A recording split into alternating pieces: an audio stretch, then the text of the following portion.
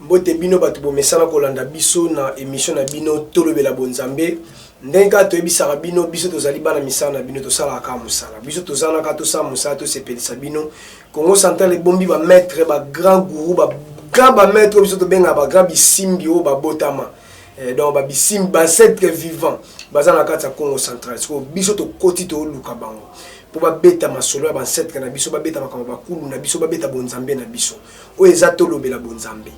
tolobela bonzambe plateau o so ko kato o matati plateau so yebite o matati so za initié o matati bino no so bolanda biso na poto na mikila poto partout bozali bureau na ngai maonda mata artiste papa tonga na biki boze belé na France États-Unis Canada Amérique na bosani yote na bosani yote Eugène Maponda grangolo na kata Canada donc grangolo na Canada toloba mingi te donc tozawana na invité na biso abile lo fona koma na plateau abile lo fona koma na plateau ya tolobela bonzambe to kotelaki ba mingi le ba birenga pe fona kita na yana nukuna konyata na bango to kumisi batata pe ko pesa lusaku mun na kata maison to yambi bango déjà to senga na kima na sima caméra ba fongola biso pote to mon invité na biso okati mbote papa mbote soso Daniel les soso non to kutani le na lo baki fo il faut ngane la mata to mata na nyati plateau ya studio to lo ba bonza monya onde ni ba tu to zane bandeli non ya liboso ba lo baka ba baksaka eloko na oyo abandi jamais mutu akosenga aide ça la passe mingi na mutu azobala ke abando comme déjà va faire part mais moi ça le eta bingi passe mais na kotala presque na lobaki yango ntango uti na mwana na émission tosalaki eza na bato mosusu mbongo eza ya baconcert ya baboite mais na makambo ezali important oyo ekoki kopesa babénédiction na bagénération bazokipango te ngai na kosenga kaka na bandeko banso baza na libanda na mikili ya poto to na kati ya Congo oyo baza na bambongo ezofanda na mwana mambo kosalela yango eza te tokosenga boya kosunga ndeko minga kolobeza te mais tosengi kaka boya kosunga ndeko mpo ya minene mpe esalema ndenge tozomona ba chroniqueur mosusu mpe tozotala lelo donc sinon félicitation na courage oyo bolakisi mais tokosenga kaka aide ezala makasi mpana bino mpo ya minene ezala matondo mingi tosepeli makasi ngunza toya tozane bandeli loba moko foza na 1 pode ebakama moni tozotoka mulunge ba split ezate bon tobike koya no aussi so moni to ndimi to koma awa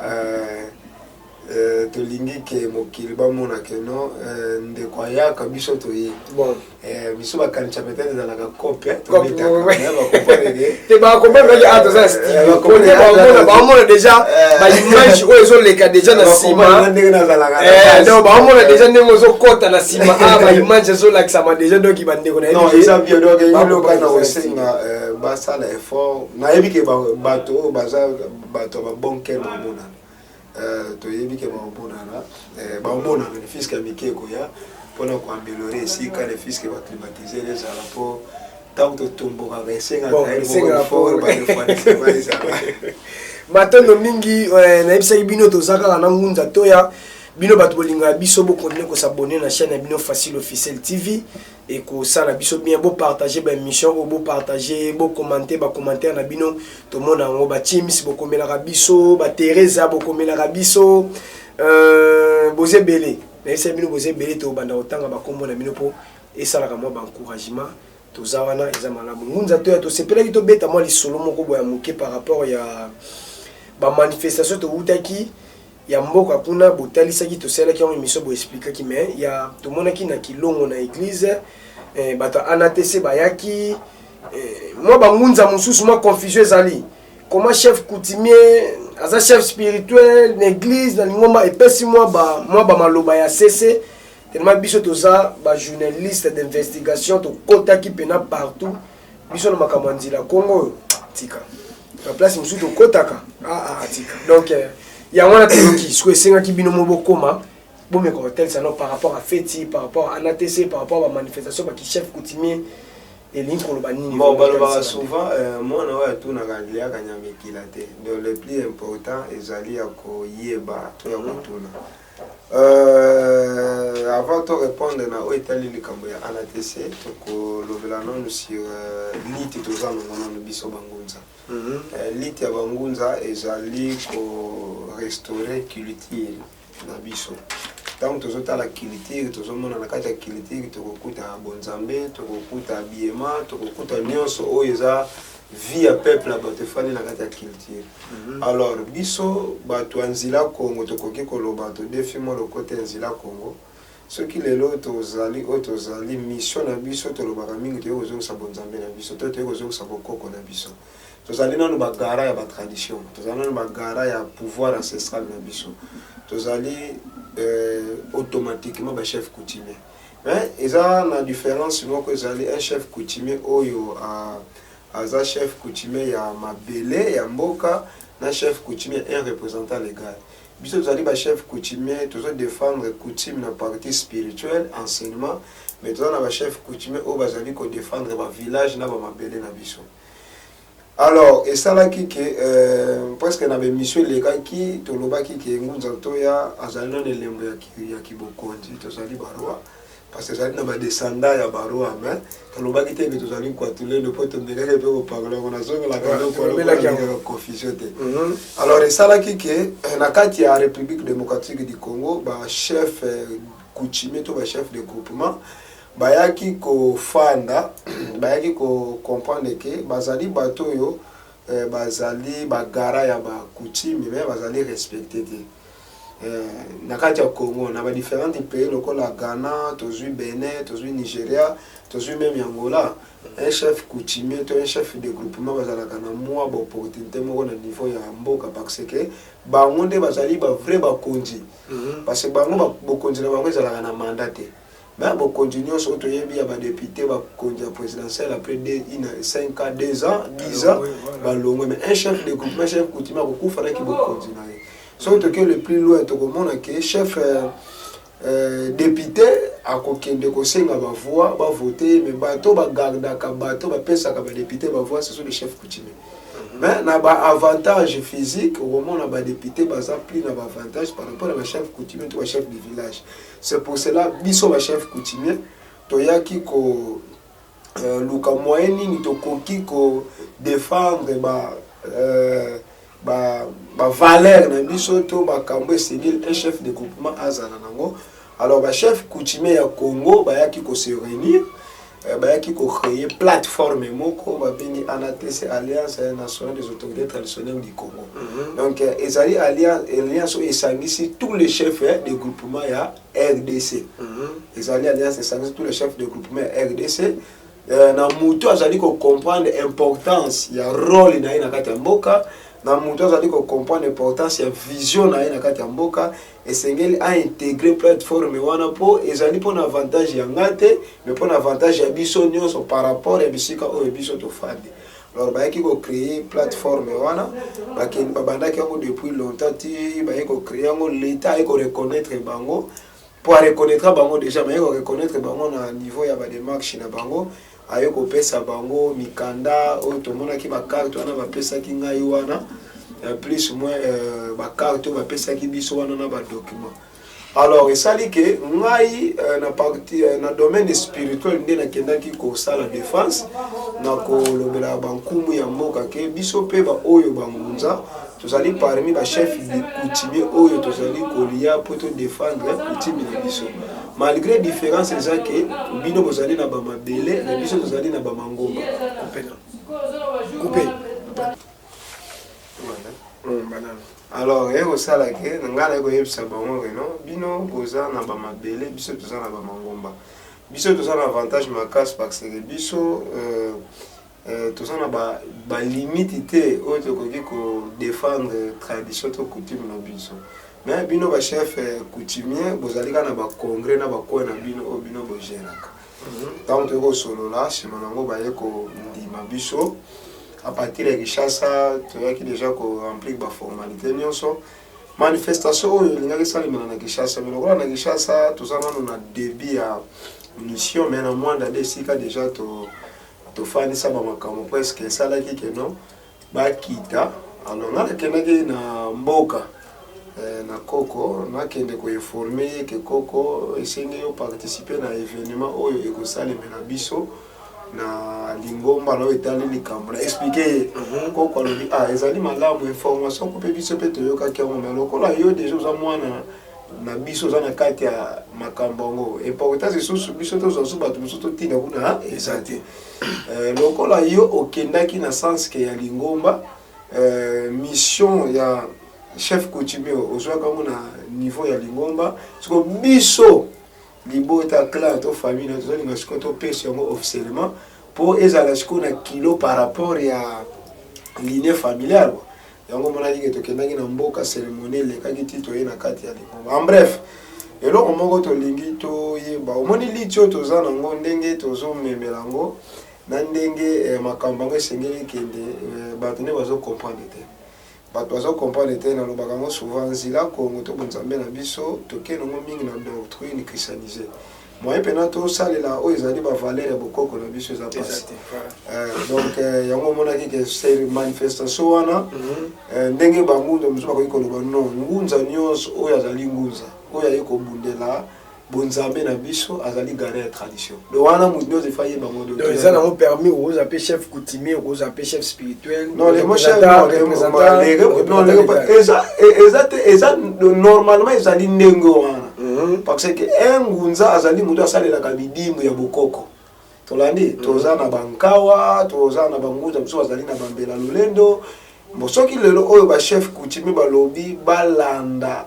bato nyonso bazali kosalela elembo traditionnel bazala nord bato ebele na bilongo na bango bakokanga parce que bakozala en ordre te donc tozali ba représentant légal spirituel mais physiquement ezali na bato bagiraka ba tradition l'état yebi ce sont les chefs coutumiers na monto babengi ngunza zali censé ya ko associer ba chef coutumier po un chef coutumier oyo ya bamboka na biso lelo ce sont des chrétiens. Or, un chef coutumier qui est la chrétien, comment chef coutumier ça de la dicasse, vous ça de l'ensemble le dimanche nous sommes de la maman Marie. C'est tout à fait impossible. Non, donc voilà top de office maman ali ma pirate. Un chef coutumier allait na chapelle na Kingo. Donc ça n'existe pas. Un chef coutumier c'est grâce à la purement la religion africaine, purement la religion authentique. Parce que religion oyo to yamba ki mission na bango zala ki pona ko déstabiliser coutume na biso. Mituna bango zala ki pona ko néantir bokoko na biso. Siko comment lelo oyo yo un chef coutumier okene su ko associer mbeli oyo eboma ki papa na yo. To la dit donc un chef un représentant légal azali censé ya ko zwa ba procédure to la ba procédure soki momé pesemela ko ki ko atteindre za mabete. Donc ça na mabete. Donc ezali association ya chef coutumier ya Congo nde basangani pona ko défendre ba valeur na ba besoin na bango l'été Sénégal à reconnaître bon en tant que biso tous allons nos chef coutumier pour tous aller défendre coutume na domaine état spiritualité donc tous allons les mêmes rôles na bango to mona ki siko oneti ba manifestation comment ki neti mibale moko oya mboka kuna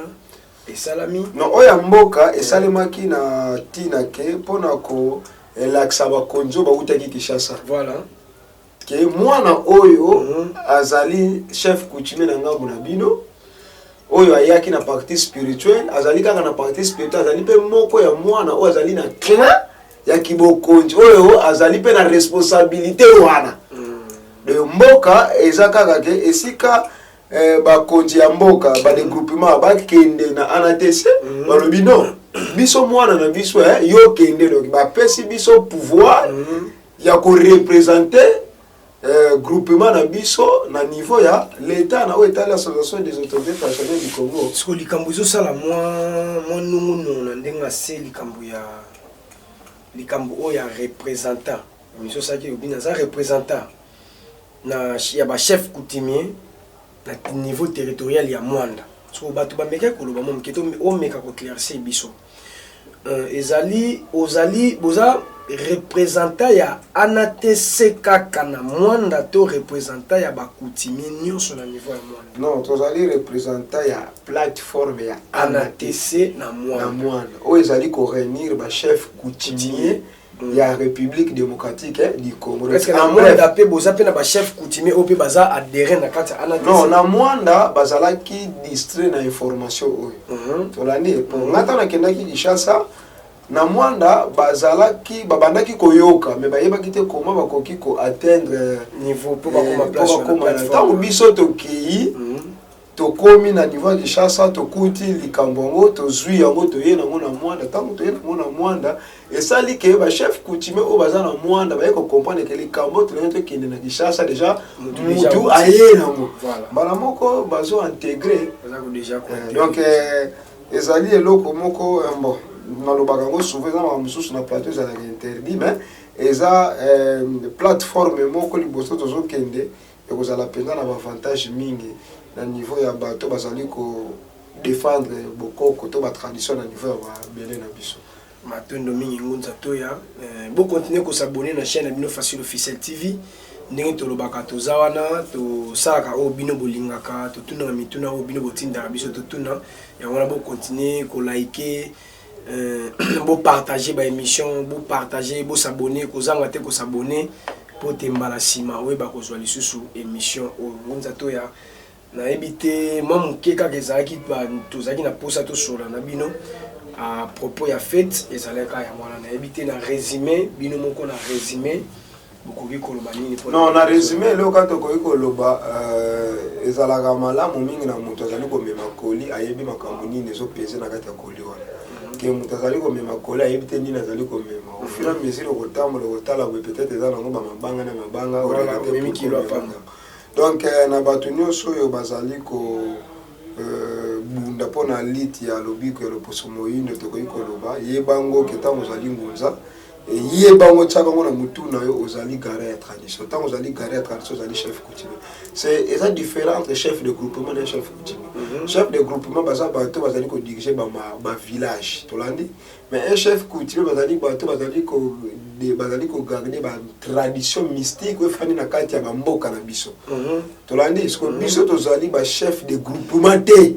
mais tozali bachef traditionnel mais na niveau ya clan na biso nazali représentant ya ba dégroupement na ba coutumier na niveau ya l'état ou babengi anatc tolandi donc nazali na deux rôles donc nazali na partie etali bonzambe nazali chef coutumier tout court mais na kati ya clan na biso nazali représentant ya groupement na biso na niveau ya l'état na niveau ya plateforme wana ya anatc mais na kati ya dégroupement na biso tozali na koko na ngai ya mwasi bomoraki yende azali lokola chef dégroupement na niveau ya anatc do yenda lingaki aya na anatc malobi ke non lokola yo déjà koko za kuna yo zwa kaka makambo nyonso bundelaka groupement na yo na niveau ya congrès o ya anatc yango monaki cérémonie elekaki na niveau ya ba village na biso pour ezala en huis clos mais ezala officiellement ezala nazala présenter na ba différentes mboka oyo bayaki na niveau ya cérémonie pour bayebaka na minicho etozali na mwana oyo abundelaka biso na niveau ya anatc to na niveau ya bakonzi ya mboka donc na mokuse totikaka kolobaloba ntango likambo oza nano na maîtrise nango te ntango oza nano na passage nango te alors so otali cérémonie omona place moko boye basalaki cérémonie ya tobengaka ngo mbiekolo cérémonie wana ezali te kobieka biso sigle représentant légal no tolandi na kati ya plateforme ya cérémonie oyo esalamaki na jour ya fête to kuna na mboka non na jour ya mboka ezalaki cérémonie ya investitation ya pouvoir na niveau ya village oyo sikoyo bozolobela oyo eza jour sikoyo ya kilongo cérémonie wana na kati ya plateforme ya anatc soki oye kokota na kati ya plateforme ya bankumu ya mboka esengeli bayamba yo traditionnellement tozolanda ntango bakoyamba yo traditionnellement eza na bato bazali kuna baoyo bayambaka bato na ndenge ya bokoko donc bayambi yo na kati ya libota ya baautorité traditionnelle ya Congo yango bamonaki cérémonie wana balatisi bilembo mpona koyamba biso na kati ya plateforme to na kati ya ensemble ya bachef coutumier oyo bazali na niveau ya Congo donc peut-être autre kokaki koloba na mwa mokusi yango matondo mingi tokomi na suka ya masolo na biso na ngunza toya botika malamu tozopesa bino bambote bino bomesana mpe kokomela biso esalaka mpe mwa bien mayo tu bamboka bozali toyebi te topesi Teresa Nyombo bambote na yango toyebi ke bokomantaka bémission na biso ebele topesi bino bambote ebele ateletela koma makasi ateletela esibalungu mwene bambote na ya mwana bino nyonso bana bilaka na ebike bino ndebo komantaka pe mwa mingi na bosa ndeko pesa bino bambote bino bato bolinga biso na émission ya bino to be na banzambe to komi na suka tika te ba pontole ndo babatela bino kimia o mabota mabino ciao.